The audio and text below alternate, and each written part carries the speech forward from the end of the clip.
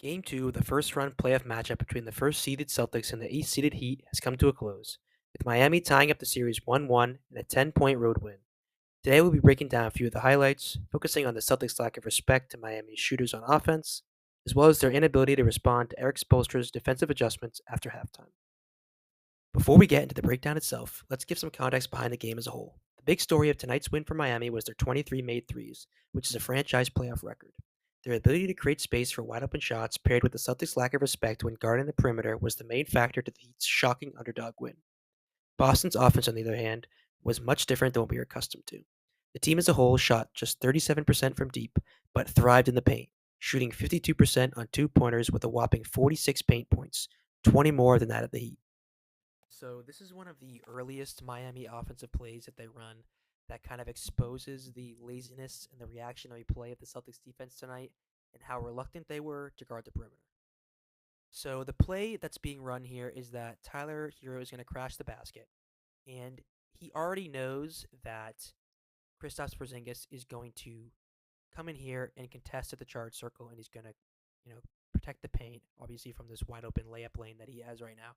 So instead, Hero, you can see based, I know the quality is so poor, but you can see based on, you can't really see the side of his face. So he's looking at Al Horford, and why he's looking at Al Horford is he wants Horford to kind of posture himself closer to the charge circle. So he wants Horford to continue to walk into the charge circle so he can make this out pass to Bam Adebayo at the free throw line for a quick and easy free throw jumper. So they run the play here. Tyler Hero sees that Al Horford is going for the contest. He throws it out to Bam Adebayo, who unfortunately kind of stumbles with his feet a little bit and lands not in an ideal spot. He more wanted to land a little bit more back here so he could hit this jumper over Kristaps Porzingis. Porzingis is obviously right next to him, so he's going to contest that shot.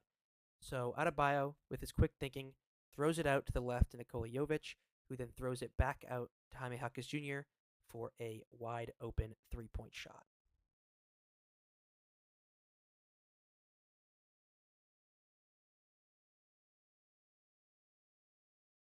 So let's look at some of the issues here with Derek White and how Jaime Jaquez Jr. gets open for this shot.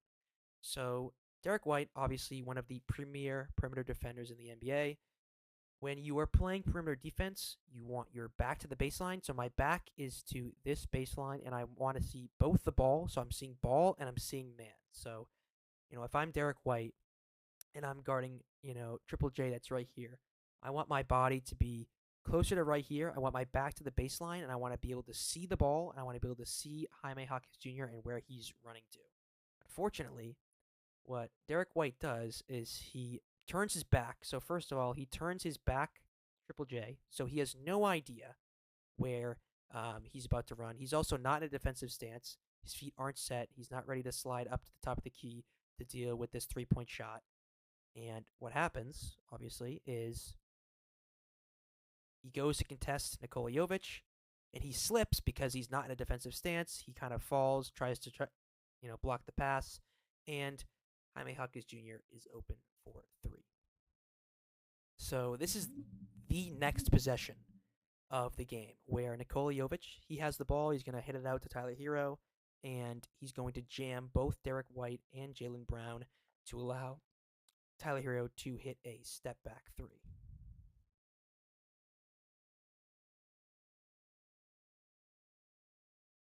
So I would call this a pretty poor defensive sequence from Jaylen Brown overall. Um, we understand what he's trying to do here. So when this screen happens, Jaylen Brown is going to put his body here to stop Nikola Jovic from rolling down to the paint. The problem is that he doesn't really have to do that because he has help on the strong side of the floor here. If Nikola Jovic rolls, you have Al Horford, who is in front of Bam Adebayo, so there's not going to be any sort of screen action from Adebayo. You have Kristaps Porzingis, who can also help in the paint. So you basically have your two big guys here ready to help in case Nikola Jovic does roll. And if he does get in the paint with the ball, he has two basically mismatched targets against him that he's not going to get anything out of that. Instead, we see Jaylen Brown allow Nikola Jovic to jam him, and he is not able to contest this three-point shot. So this is the type of play or one of the plays that the Heat ran multiple times during this game, um, where Bam Adebayo, they would set this play up where Adebayo would set a screen up around the 3 point line, and um, Tyler Hero would go over him over to this side, and he would basically take the shot if Al Horford was reluctant to contest him, which was regularly, or if one of the other defenders came over to help, he would throw it out to the corner for the wide open three.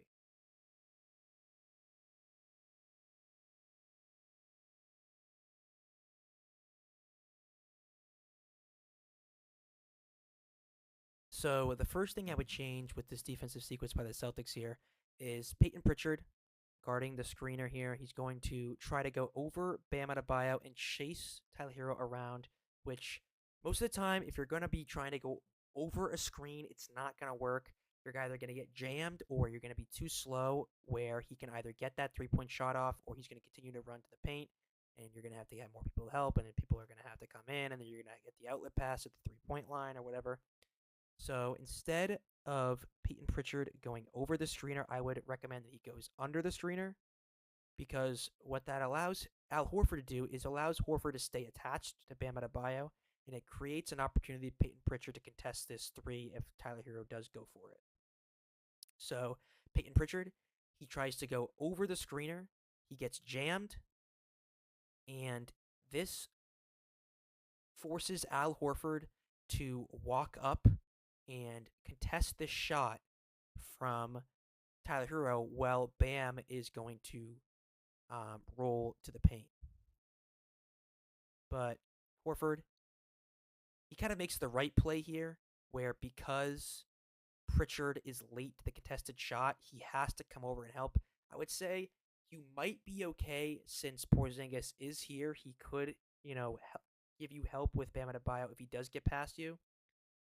But this should be on Pritchard to go under that screener, so it doesn't force Brown to have to take he's gonna have to leave his feet to contest this shot, and Caleb Martin gets a wide open three. So one thing I wanted to point out and talk about that I had forgotten to when I originally made the breakdown of this clip is this last play here by Kristaps Porzingis when Caleb Martin is going to take the shot. So Brown leaves his feet, like we talked about. He leaves his feet and allows Tyler Hero to throw the pass out to Caleb Martin. And Porzingis is there. He can contest the shot. He goes for the contest, but he backs up and allows Caleb Martin to take the shot. And whether or not you believe he wasn't close enough, he couldn't have contested it. It's in my personal opinion, because we don't know what goes on in the locker room or in the coaching circle, is that Joe Mazzulla was telling them to not contest these shots. That's what my conclusion of this is, because historically over this season and in the last game they were poor 3 point shooters. So Joe Mazzulla is telling his players to allow them to take these shots, because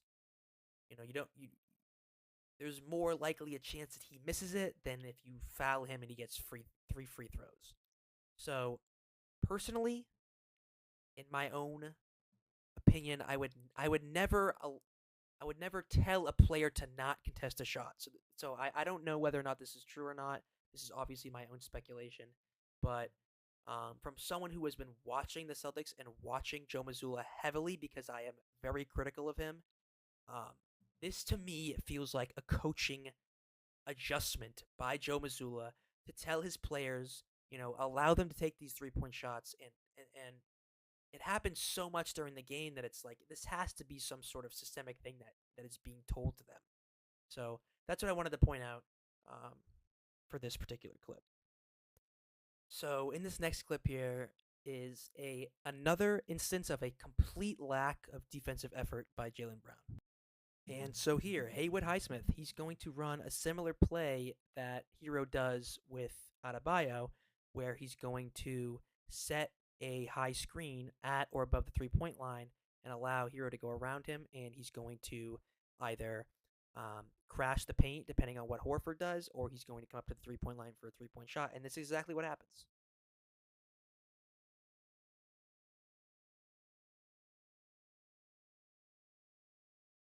Now, we can argue that it was difficult for Peyton Pritchard to guard that or to get around that screen that we had previously looked at. But this one for Jaylen Brown, this is a gimme. This is a I'm going under the screen since it is basically 3 or 4 feet above the 3-point line. I mean, he's setting a screen basically closer to almost as close to half court as it is to the 3-point line. So this is a clear. I'm going under the screener and I'm forcing Tyler Hero to the sideline where I have help with Al Horford on the left side. I have help with Jason Tatum on the right side if he needs to if he needs to push up.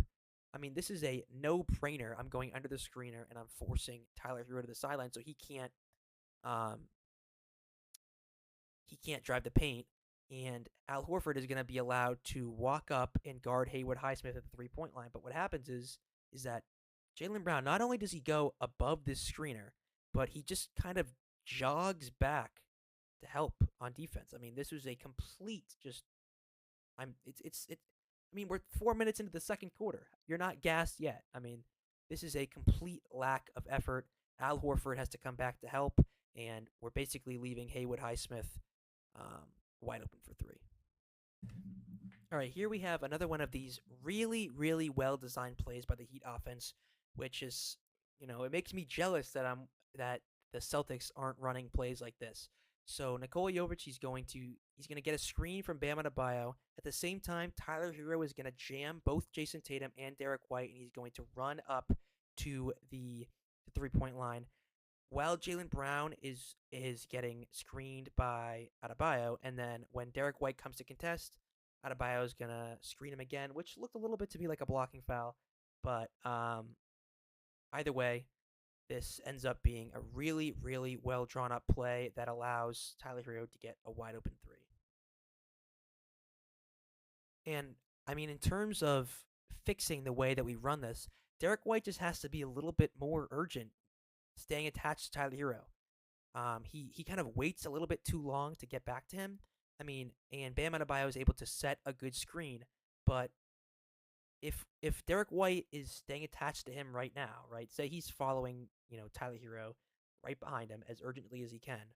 If Bam Adebayo tries to set a screen, it's gonna be a blocking foul. He's gonna be 2 feet in front of him. He's gonna get blocked by Bam Adebayo. It's gonna be an offensive foul, and the Celtics will get the ball back.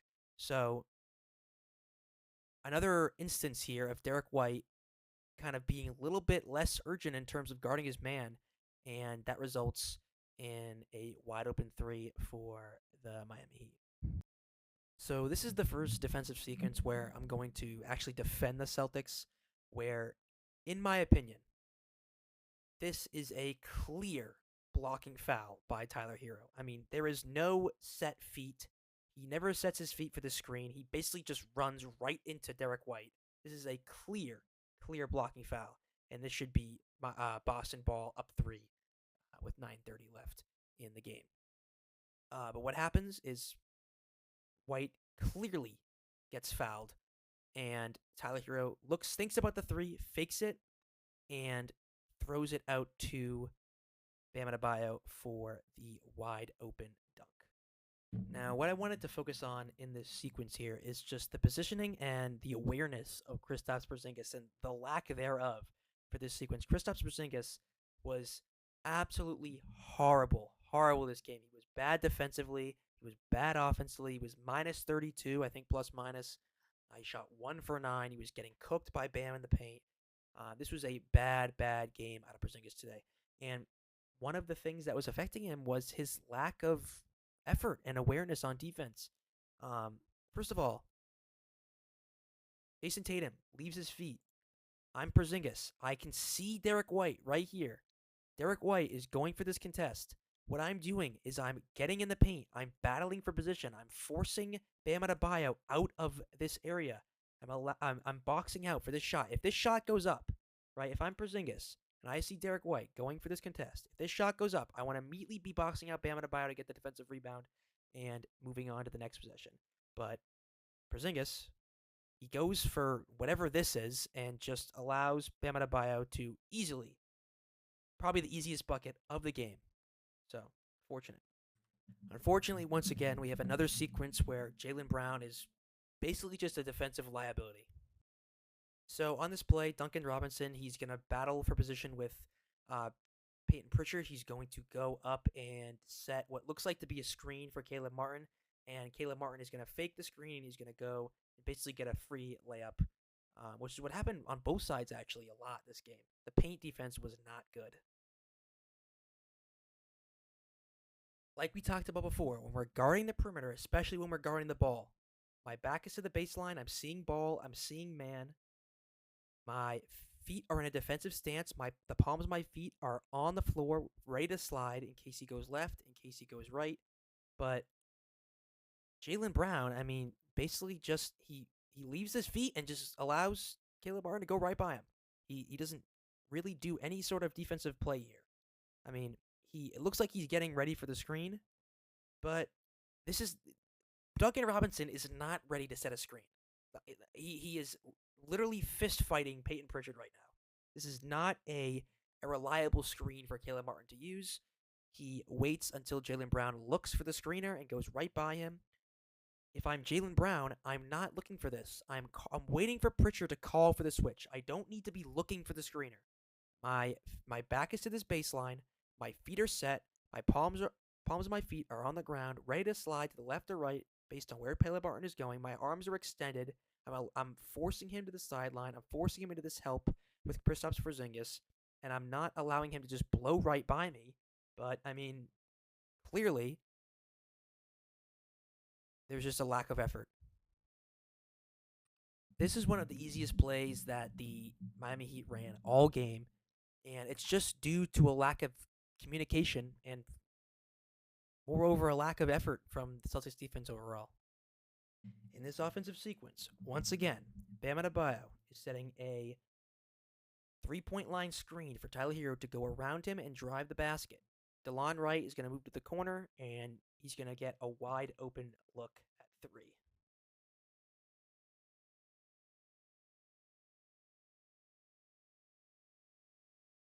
Now, to me, there are two people at fault here. This is both Jrue Holiday and Peyton Pritchard. If it looks like what Jrue Holiday sees is he knows that he sees him, so he knows that DeLon Wright is moving to the corner. So what I assume he thinks is that Peyton Pritchard is going to switch onto him, and since Jrue's staying around here, that he's going to be guarding Duncan Robinson when he slides up to the middle of the 3-point line here. But what happens is that Peyton Pritchard stays on his man, and Jrue Holiday doesn't look for the switch. So DeLon Wright is just wide open for three. Forgive the quality here, but this is just a complete lack of communication, lack of effort by both Holiday and Pritchard. I mean, there needs to be communication here. If I'm Jrue Holiday and I want Peyton Pritchard to switch onto DeLon Wright, that's what I'm calling. I'm calling to Peyton Pritchard. Move to the corner. I get Robinson. You stay in the corner. I mean, I can't. I'm giving Holiday the benefit of the doubt, thinking that he is going for this switch here, but I mean, you never know. It doesn't look like it. He just stands in the paint and gets pumped and nothing out of it.